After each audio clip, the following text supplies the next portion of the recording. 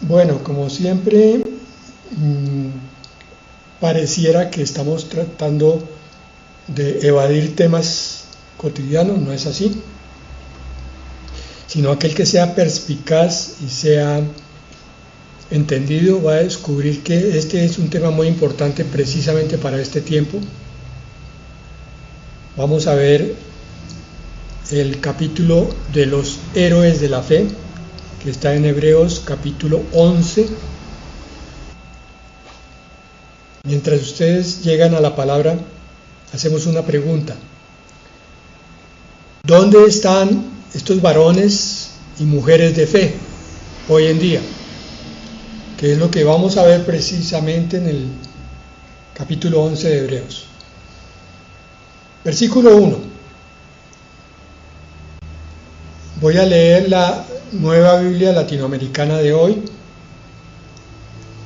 Ahora bien, la fe es la certeza de lo que se espera, la convicción de lo que no se ve, porque por ella recibieron aprobación los antiguos. Bueno, entonces el tema que nos ocupa es la columna vertebral de nuestra vida cristiana, o sea, la fe. Aunque es la columna vertebral, la fe es quizás uno de los aspectos que está más debilitado dentro de la vida espiritual de muchos cristianos, porque la fe ha recibido múltiples ataques de parte de Satanás a través de las falsas enseñanzas y de las múltiples herejías que se han levantado por causa del desconocimiento de la palabra.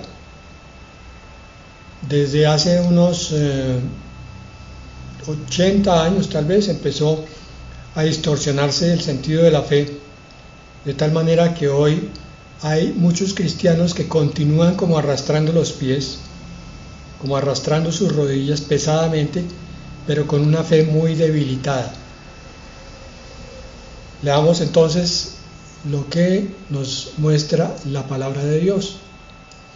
Dice en el versículo 1 que la fe es la certeza de lo que se espera. La misma palabra para certeza es la que significa sustancia o esencia. Porque resulta que la fe, tu fe, no es algo nebuloso, algo invisible solamente, sino que según Hebreos 11.1 es la sustancia, o sea, la matriz o esencia de algo espiritual y visual. Espiritual que va con el tiempo a convertirse en algo de pronto visual, o palpable o sensible. La fe es la sustancia. Cuando se dice certeza, está hablando de esa convicción que tiene el verdadero creyente sobre una promesa de Dios. Entonces, esa convicción se convierte ya no solamente en algo que se cree, sino en una seguridad, en una certeza total y absoluta. Vamos a poner un ejemplo. Independientemente de cuántos cristianos crean en el arrebatamiento o no, cuando un cristiano tiene la certeza de que el arrebatamiento está a la puerta de la esquina, a la vuelta de la esquina mejor, significa que ese cristiano está renovando sus fuerzas porque sabe que el Señor ya viene por la iglesia y que no importa lo que esté viendo, nada absolutamente interfiere con su preparación para la venida del Señor, porque sabe que el Señor viene por una iglesia especial, no cualquier iglesia, sino una iglesia que tiene fe. Entonces, procura que cada día sea una fuente de crecimiento de esa fe. O sea, la sustancia se va, pongamos el ejemplo así, solidificando, se va convirtiendo ya en una matriz cada vez mayor de algo que se espera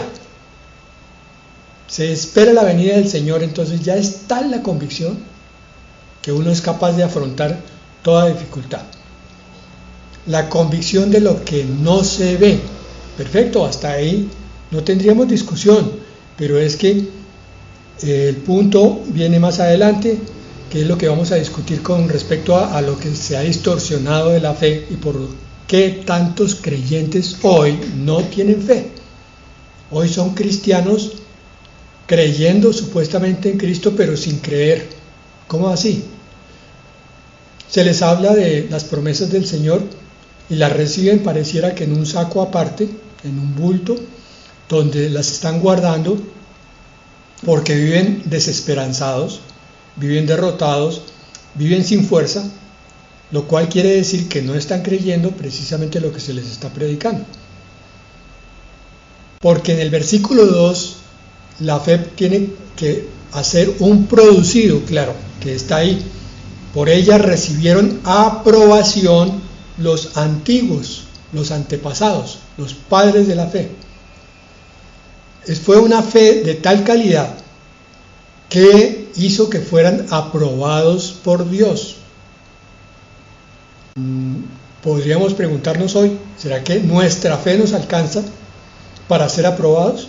Ojalá todos levantemos la mano y digamos, sí, amén, yo creo lo que me está diciendo la palabra hoy, creo lo que me ha dicho la palabra en los últimos años, y por eso es que vivo así, por eso es que mi vida cristiana es tan diferente, en esencia, de la vida de un mundano, porque yo creo los principios morales, espirituales, que Dios enseña en su palabra. Eso quiere decir que entre más conozco a Dios, más estoy convencido de que Él cumplirá su promesa. Oigan esto, yo tengo que estar conociendo cada vez más a Dios para saber qué clase de Dios tengo. Por eso el Señor Jesucristo decía que la vida eterna es que lo conozcan a Él, al Padre y al Hijo. La vida eterna consiste en conocer a Dios, porque conocer a Dios significa conocer la verdad, conocer la luz, conocer la libertad, conocer la promesa, y entonces amoldar la vida a esa libertad, a esa verdad, a esa luz y a esa promesa. Si eso es así, mi vida no puede ser igual que la del vecino que no cree en el Señor Jesucristo.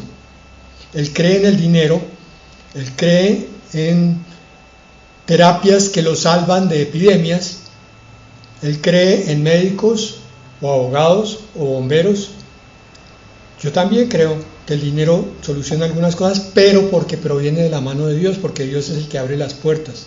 Yo también creo que los bomberos apagan fuego y que llegan porque Dios los trajo. Es diferente, mi creencia es mucho más profunda, porque algunos dicen, como usted tiene fe, entonces usted no necesita tomarse ni siquiera una aspirina. No, el Señor sanó de muchas maneras. A uno le dio la orden simplemente, a otro le echó saliva en los ojos, a otro le dijo ve y báñate, y a otro le dijo ve y preséntate ante los sacerdotes. Múltiples métodos de sanidad, igual lo hace con nosotros.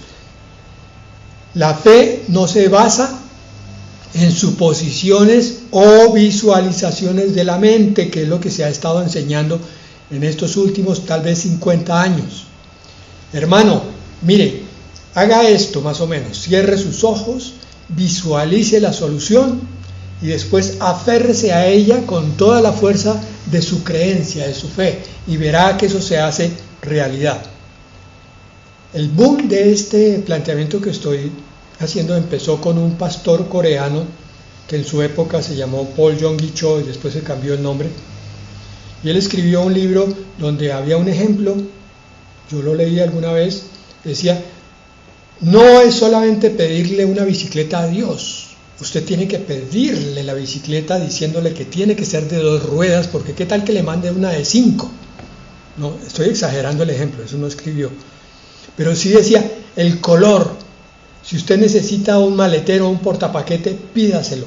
Si necesita que la bicicleta sea de todoterreno, pídasela así, visualícela, imagínensela.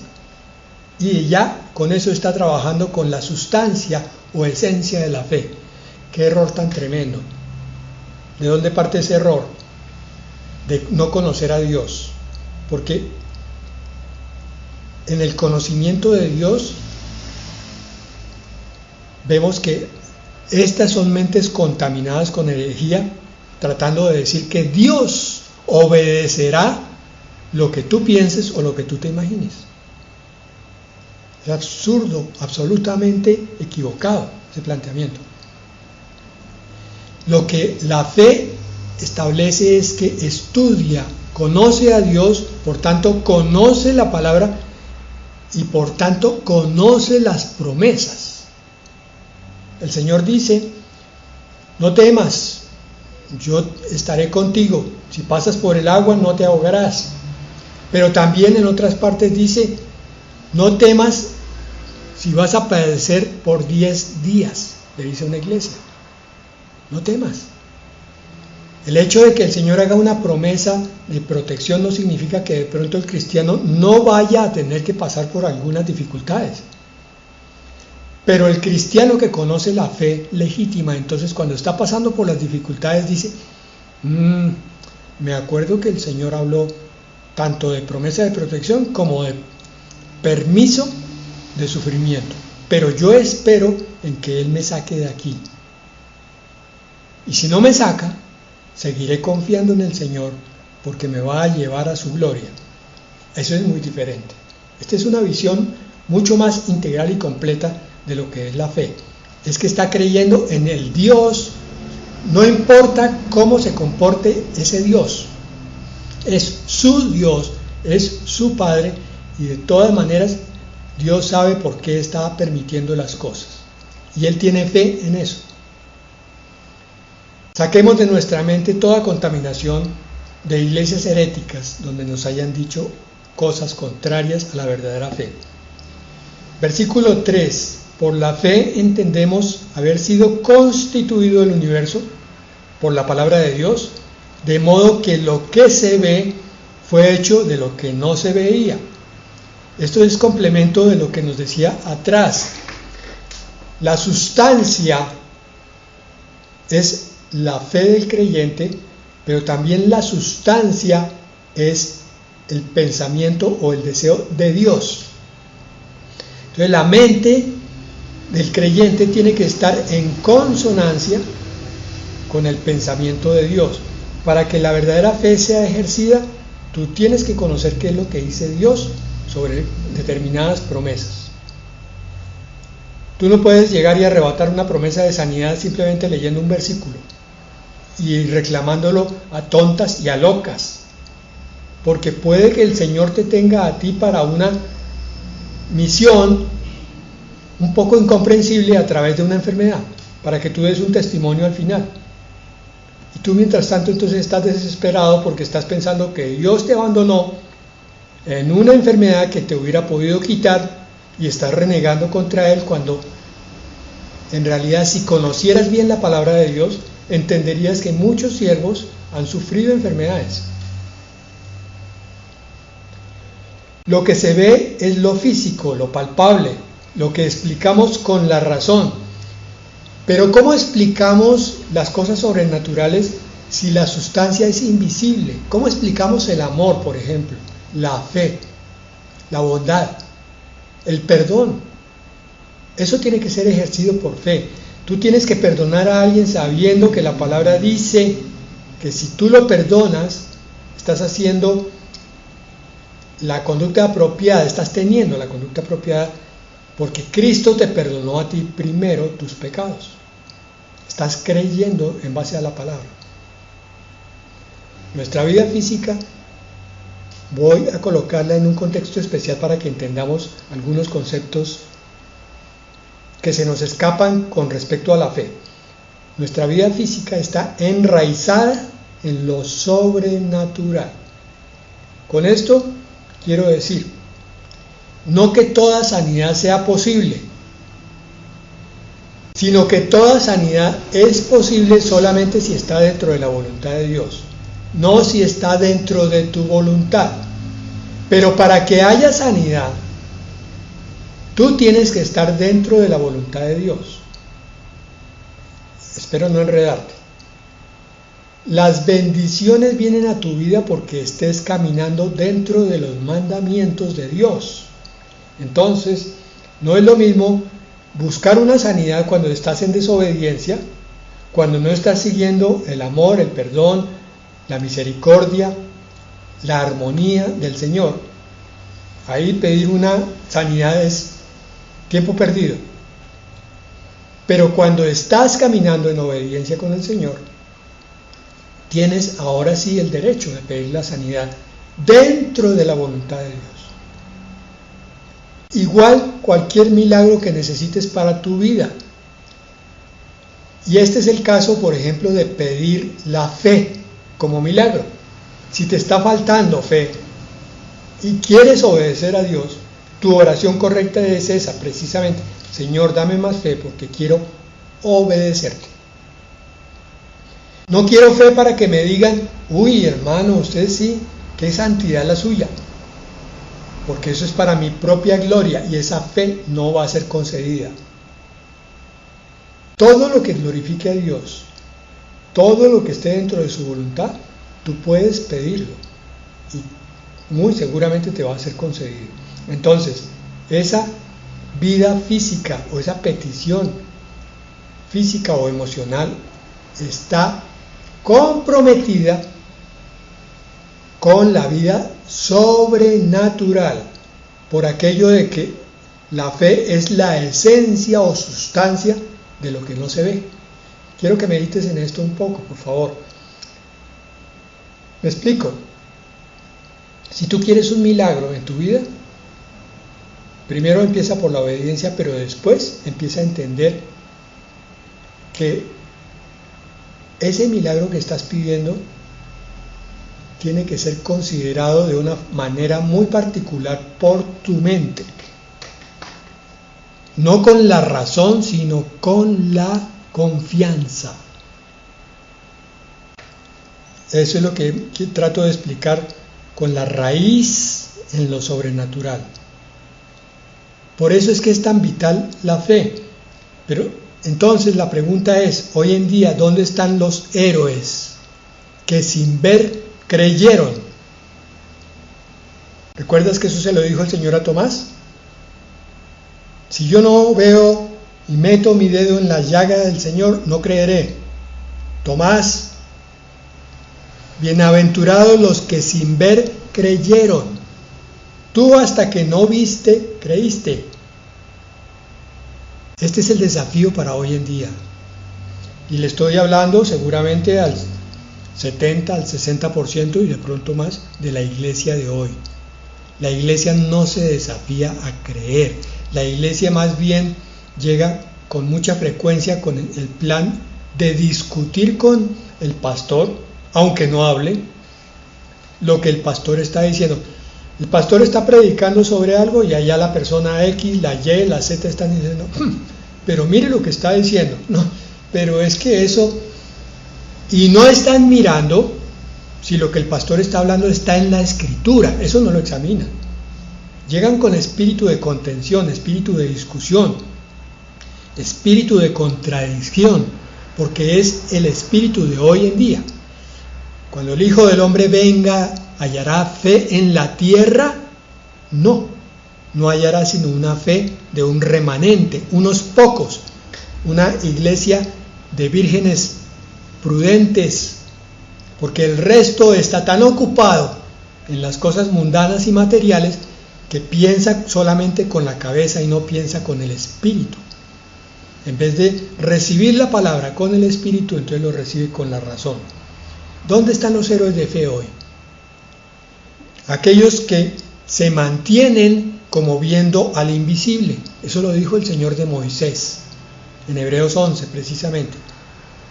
Moisés salió de todas las comodidades del mundo, abandonó todas las riquezas de su familia adoptiva, del faraón, para irse a vivir con los israelitas en escasez, en estrechez, porque él buscaba lo espiritual y no lo material. La iglesia de hoy está buscando las comodidades del mundo y tratando de reconciliarse también al tiempo con Dios, y no se puede.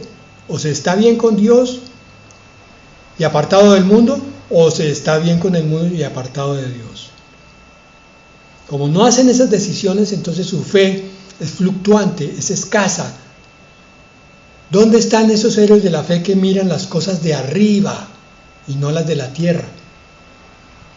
Que son capaces de soltar todo, que cuando viene una restricción de parte del gobierno que les dicen ustedes no pueden entrar a determinadas partes, el verdadero cristiano dice, no importa, Señor, yo no necesito agradarme a mí, yo quiero agradarte a ti, Señor, porque sé que tú ya vienes. Si me restringen, bueno, no voy, no entro. Esto es finalmente para deleite lo que están prohibiendo. Y si más adelante prohíben otra cosa, todavía más estrecha, el creyente dice, bueno, Señor, nos toca. Yo considero en mi elección, aquí yo no estoy defendiendo a un grupo, voy a terminar de aclarar esto, aquellos que deciden no aplicarse ningún tratamiento, dicen, bueno, Señor, te vamos a esperar en esta santidad. Yo respeto, y aquí hago la aclaración y paréntesis, a aquellos que se tienen que hacer aplicar por fuerza mayor, después de un gran conflicto interno, dicho tratamiento que ya sabemos cuál es. Pero lo que sí no me parece es que muchos que se llaman cristianos ni siquiera se han preocupado por averiguar qué es lo que les están aplicando y por qué. Y como no tienen conocimiento del libro de Apocalipsis, no han profundizado en el conocimiento de lo que va a hacer el anticristo en su gobierno, en sus restricciones, en su prohibición de comprar y vender y en su marca, entonces no entiende que estamos empezando los primeros pasos de ese camino hacia la marca de la bestia. Entonces, esto no se trata solamente de una cuestión física, algo que le aplican en el brazo, es también una cuestión espiritual, porque es una prueba de la fe.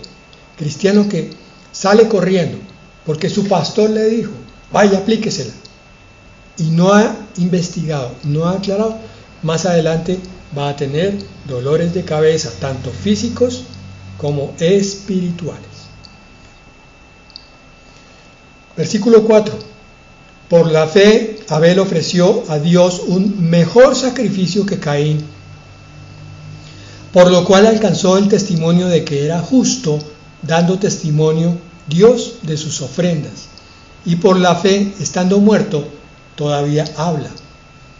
Abel es la figura del hombre espiritual que cree sin ver.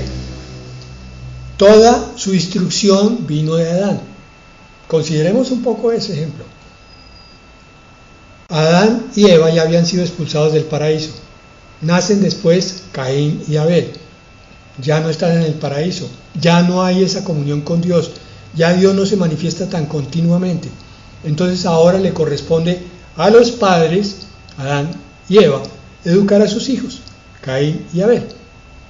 Transmitirle aquello que aprendieron de Dios mientras estuvieron con Él. Ahora tienen que ser pastores y sacerdotes de su familia, cosa que nos toca continuamente en esta época también y en todas las épocas. Enseña Adán y Eva a su hijo Abel y enseñan a su hijo Caín, pero el uno tiene un corazón y el otro tiene otro diferente. Entonces Caín recibe la enseñanza de una forma carnal o natural. Por tanto, Caín solamente piensa con esto y para nada tiene espíritu.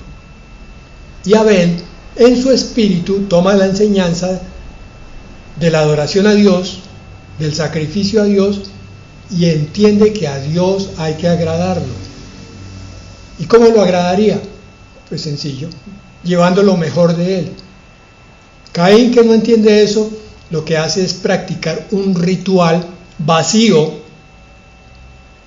un ritual sin sentido, sin propósito, de la forma que se le ocurre, sin tener en cuenta la enseñanza, y por tanto falla en su aproximación a Dios. Entonces obviamente uno agrada a Dios y el otro no, porque ha Caín le ganó el ego. A Abel le ganó el espíritu, que estaba mucho más fuerte. ¿Cuál es el mejor sacrificio que tú quieres hacer para Dios? ¿Dónde están los Abeles de hoy? Los que dejan todo por agradar a Dios. Los que hacen sacrificios para Dios. Yo me temo que si se hiciera una investigación estadística de la vida de muchos cristianos, algunos sacrifican una parte de su ser. No, esto sé que no le gusta a Dios, no esto. Pero muchos cristianos no sacrifican nada. Yo quiero ver televisión. Yo quiero comer hoy. Yo quiero beber, quiero bailar. Y de ahí sigue más. Pero mañana toca ir a la iglesia, porque es domingo. Pero hoy sábado, hagamos y deshagamos. Y el lunes toca trabajar. Entonces ya pasó el domingo, ya no hay para qué pensar en Dios. Lunes, martes hasta el viernes, pensemos solamente en trabajar, que es dinero. ¿Dónde están los Abeles de hoy? ¿Dónde están los que le dan lo mejor a Dios? ¿Dónde están los que lo adoran en espíritu y en verdad? Ojalá aquí entre los que están oyendo haya muchos Abeles. Versículo 5. Por la fe, Enoc fue trasladado al cielo para que no viera muerte. Y no fue hallado porque Dios lo trasladó. Porque antes de ser trasladado o arrebatado, recibió testimonio de haber agradado a Dios. Hermano, compara las veces que buscas agradarte a ti mismo con las veces que buscas agradar a Dios. ¿Cuál gana? Nuestra carne tira fuerte. La gran mayoría de las veces nuestra carne quiere gratificación, quiere placer, quiere deleite. Y siempre agradar a Dios va a ser sacrificio. Tengo que pararme de la cama donde estaba echado descansando o mirando televisión para ir a hacer algo para Dios. Coger una Biblia que no es tan agradable en la carne como ver una película de acción. ¿Ves el sentido de sacrificio? El sacrificio está a la orden del día para el espíritu. Me refiero, cada vez que tú quieres acercarte a Dios, la carne se va a quejar y por tanto ahí hay un sacrificio listo. Señor, te entrego esto que mi carne no quiere. Lo entrego como sacrificio vivo para ti. Voy a buscar de ti, Señor, aunque mi carne está llena de pereza. Voy a abrir mi Biblia, aunque mi mente no se puede concentrar. Lo voy a hacer en sacrificio agradable a ti, que es mi culto racional, dice la palabra. ¿Has pensado cómo será la recompensa del que cada día camina tratando de agradar a Dios? Eso fue lo que hizo Enoc. Trató de caminar con Dios cada día de su vida. Y por eso Dios lo arrebató. Se lo quiso llevar con él, porque siempre estuvo con él mientras anduvo en la tierra. Enoc volvió a retomar lo que se había perdido del paraíso. Dios y la criatura siempre una al lado de la otra. ¿Has pensado cómo Dios mira al que lo desagrada y cómo mira al que lo agrada? Y tú estás siempre en la oportunidad de elegir cuál de las dos cosas quieres hacer. Versículo 6. Hoy el Señor nos está midiendo la temperatura de la fe. Sin fe es imposible agradar a Dios, porque es necesario que el que se acerca a Dios crea que Él existe y que recompensa a los que le buscan. Aquí en este versículo hay dos cosas. Primero, el que se acerca a Dios crea que Él existe. Eso es absolutamente necesario e imprescindible. O sea que la fe consiste en saber que yo me estoy acercando a Dios. ¿Ven la diferencia con la herejía? En la herejía yo pensaba que mi pensamiento era el que iba a construir el deseo que yo quería. Señor, estoy pensando en este momento en una cuenta corriente con 50.000 millones de pesos. Me voy a concentrar con fe en eso para que se haga realidad. ¿En qué estaba pensando? En mí, en mi egoísmo. Aquí la verdadera fe se centra siempre en Dios. Tengo es que acercarme a Él y saber que Él está ahí. Para que se produzcan las cosas por el poder de Él, no por mi mente, no por mi forma positiva de pensar o de declarar. Y segundo, dice el versículo 6, que Él recompensa a los que lo buscan. Entonces la fe también está directamente relacionada con el compromiso. Yo me temo que esos cristianos de ventanilla que estaban pensando o en la bicicleta de Paul Yonggi-Cho o en la cuenta de 50.000 millones de pesos, son cristianos que apenas obtengan lo que quieren, se van. Ya no continúan con el Señor. Claro, regresan cuando necesiten otro favor, pero no se mantienen. Entonces la verdadera fe tiene otra característica. El cristiano se mantiene al lado de su Dios, reciba o no reciba. Porque es que la fe tiene dos orígenes. Primero, es un regalo celestial. En Hebreos 12:2 dice, 12:2.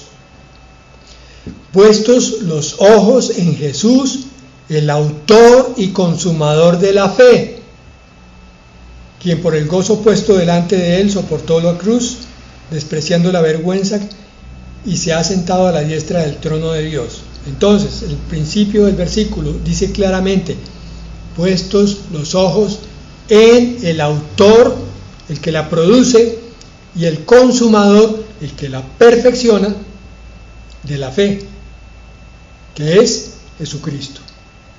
Señor, está fallando mi fe, Señor. Siento que no creo suficientemente bien, con fuerza. Señor, tú eres el autor y consumador. Dame la fe que necesito. Pero, ¿cuántas oraciones así se habrán hecho y no son contestadas? Pongo interrogación al final. ¿Por qué no parecieran ser contestadas? Porque la segunda parte de la fe en su origen es que es una decisión personal. ¿Cómo así? No entiendo. Entonces, ¿sí? Tú decides creer y el Señor te trae la fe que necesitas y te la perfecciona. Eso de la decisión, ¿dónde está? Juan 3:19 al 21.